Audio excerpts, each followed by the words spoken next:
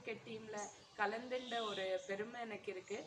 அந்த அந்த ஒரு இது டிஸ்டிங்ஷன் ஆர் அந்த ஒரு இது யாருமே அது பீட் பண்ணலை இன்னி வரைக்கும். It stands. So nobody younger than me has played for the senior cricket team.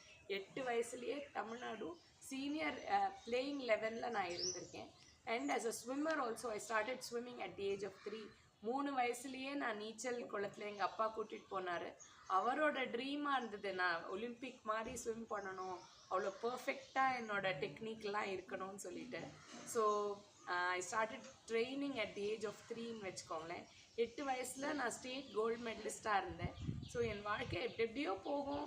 எங்கள் அப்பா அம்மாவுக்கும் நான் ஒரே குழந்த, 9 வருஷம் கழித்து தவம் கடந்து ரொம்ப ஆசாசியாக வளர்த்த குழந்த. படிப்புலேயும் நான் ரொம்ப நல்லா சாதிச்சுன்னு தான் இருந்தேன்.